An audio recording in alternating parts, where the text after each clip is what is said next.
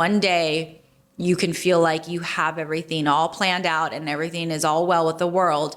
And in a moment's notice, it will drop you on your ass. And so at that point, you have to realize and you have to think like, okay, how am I going to do this? How am I going to get through this situation?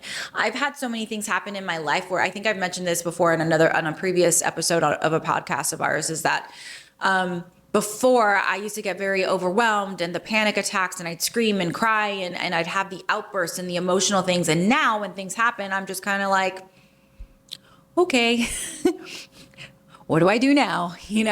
Because there's no point in me like screaming and crying. Of course I have those moments still, but like, what's the point? I cried this week. Actually, I cried 3 times this week. I told my boyfriend earlier this week, I was like, I don't remember the last time I cried 3 times in a week.